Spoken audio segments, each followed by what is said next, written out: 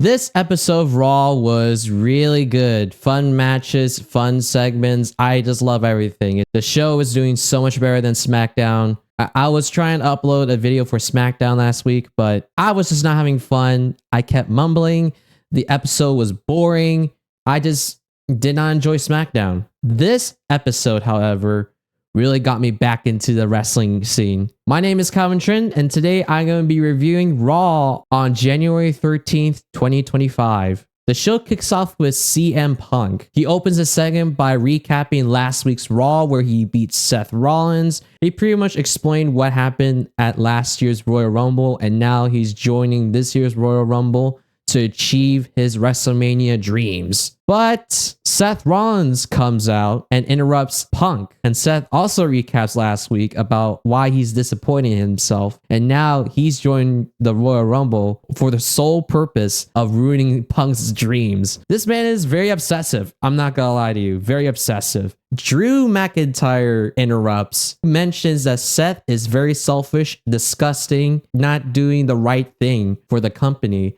And then Seth got pissed off, which also pissed off Punk, and they all wanted to fight each other. But Drew flat out refuses, and he says, you know what? Let's save it for the Royal Rumble. I'm going to target Roman Reigns, and I'll see you two there. This hate triangle has been going on for about a year, and I enjoy it. Keep it going. This Royal Rumble has been pretty stacked lately. Even though we've confirmed 5 guys in the Royal Rumble, so far it's pretty stacked. I'm excited to see what happens. I don't even know who's going to win the Royal Rumble, so that's going to be pretty interesting. Next segment was the opening match, which is Chad Gable versus a mystery opponent who happens to be a luchador. Chad explains how he's going to beat this random luchador, and he just gloats about himself. But it turns out this wasn't some random luchador. It's Penta. Yes, we've been seeing teasers about Penta for a while now. He was rumored to join the WWE, and now he's here. After just watching this match, I love his in-ring work, from technical wrestling to the moves to all the sells that he made during the match. And Chad Gable, also a fantastic wrestler, did an amazing job in this ring. I did not expect this match to be that great, honestly. This was a pay-per-view event match, in my opinion. Penta hits his finishing move onto Chad and gets the win by pinfall. Great stuff on Penta. He also made a self promo showing his love for San Jose, and he's here to stay. It's his new home. I can't wait to see more matches from Penta, some possible storylines, and maybe he's gonna be in the Royal Rumble. We'll see how he does in the Royal Rumble. Who knows? We don't know yet, but a quick little side note. I gotta say, watching Raw on demand rather than watching it live is so much better. You get to see like extra content. And also you get to skip all the annoying, stupid ads. So yeah, screw the ads, screw Netflix. But hey, you know what? We're getting some good content from WWE on Netflix. So wonderful. Watch it on demand. Don't watch it live, okay? It's going to waste your time. We see the Judgment Day backstage doing their stupid usual crap. However, the interesting part about it was the Dom and Liv segment, where Dom was trying to apologize to Liv, try to give flowers. But Liv was being passive aggressive about it. She's like, oh, don't worry. It's fine. It's fine. I'm not mad at you or anything. Yeah, it's totally fine. But they pretty much like discuss like their plans, like taking back the tag team titles from War Raiders and like Damian Priest and all that stuff. Like, who gives a shit? Next up, we got Sheamus versus Ludwig. We've seen these matches before. And I gotta tell you, never doubt these two guys because they will give out a good physical matchup. Before the match, we saw Braun Breaker sitting in the crowd. We saw him sitting there last week. Now he's there again? Come on, guys. The crowd was loving this match. At the end, Ludwig was mocking Sheamus with the bro taunt. Sheamus dodged the enziguri and he hits his bro kick on the Ludwig and wins by pinfall. After the match, Sheamus was hanging out with Pat McAfee for a little bit, and then he got into a scuffle with Braun Breaker. So we got a little teaser from those two, and it's been confirmed that at Saturday night's main event, these two will go at it for the Intercontinental title. Finally, we got some build. I was wondering when we're going to get matches for Saturday night's main event. Kathy interviews Seth where she confirms that Seth versus Drew will be happening next week on Raw, a rematch from WrestleMania. Awesome. And then Seth encounters Sami backstage. Sami tells Seth that he's always there to support him But then Seth's like, hey, you know what? I don't know where Seth is like calling out Sami for helping out Roman. Will you keep helping out Roman or will you help yourself? Man, Seth has been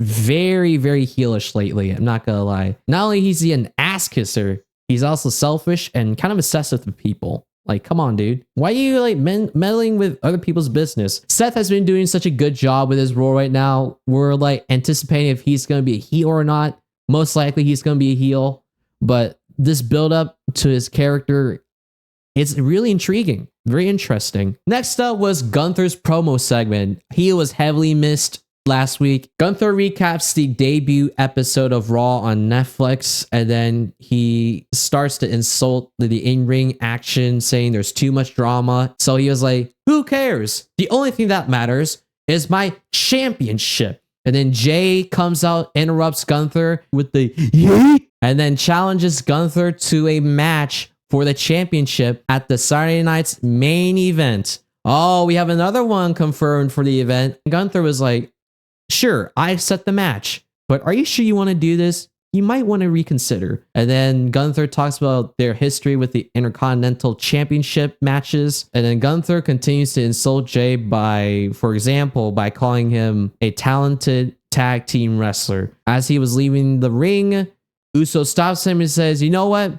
Maybe I'm not the best. Maybe I wasn't supposed to be the best. But I fight every gosh darn day to become the best version I can be. And I want to earn respect. And to do so, I have to win that championship. Very heartfelt promo from Jay. I mean, it makes sense that Jay was going to be in the championship match because the Saturday night's main event poster had Jay Uso as the main guy. So yeah, I think it was kind of expected, but it's a good thing we're going to see this match. No doubt there's going to be lots of physicality for this match. Can't wait to see it. Next up is the Women's Intercontinental Championship match, in which the finalists were Lyra, Valkyria, and Dakota Kai. Two great wrestlers right there. I felt like either one could have taken a championship, although I do prefer Dakota. At the end of the day, very nice match. I love the fact that Michael Cole mentioned Chyna as the one and only woman to actually win the men's Intercontinental Championship. That was for the men's. This is for the women's. Rest in peace, Chyna. Rest in peace. The match starts off fast-paced and then slows down with some technical wrestling and then picks up once again.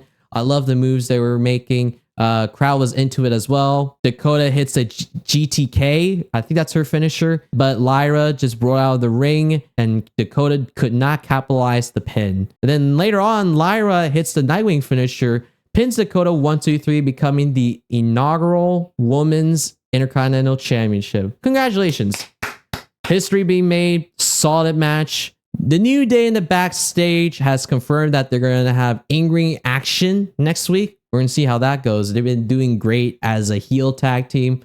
I want them to succeed more right now. They're interesting. And then next up is Sami Zayn versus The Miz. Sami made the match. This is an okay match. There's nothing too big, nothing too exciting. The one thing that actually caught my eye was the Ludwig kick to the Blue Thunder Bomb combo. That was an excellent combo. It was great to see him use that combo, but I think he should save that for like big events, like main event of WrestleMania or something. Sami wins by pinfall. Nothing too exciting, nothing too big. Fills in the time. Next up, we have the Rhea Ripley promo segment.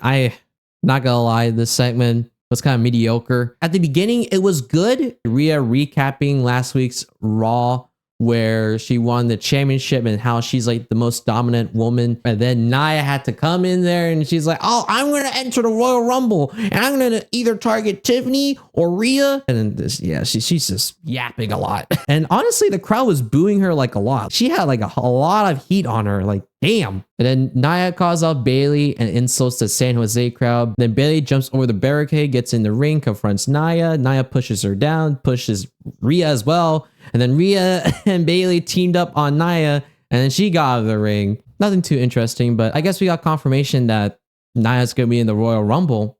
So that's cool. Another side note I want to add for this show was the moving graphics. Like every time we see like a match graphics or like a promo segment graphics, like we see like the wrestlers like moving. Kind of like the old days in the Ruthless Aggression era. I love it. I'm actually glad that there's moving graphics in this show. It doesn't look outdated either. It actually looks pretty clean. It actually fits like today's technology. WWE, keep the moving graphics. It builds hype and everyone loves looking at that thing. And now we have the main event of Raw, which was Damian Priest versus Finn Bálor in a street fight. As Damian was waiting for Finn to make his entrance, Finn attacked from behind. They kind of fought all over the place, like from ring to ringside to the crowd. Damian hits a wild Falcon Arrow from the top all the way to the table in the crowd on the Finn. Finn was getting stretchered out and Damian was like, this ain't over yet. And then so he brought Finn back through the stretcher. Carlito and JD interfere with the match, but then the War Raiders came out for the save. They're all gone now. Now it's just Damian and Finn. And this is where I got a problem with this match. Damian wins against Finn with a South of Heaven and gets the pinfall. Wild match.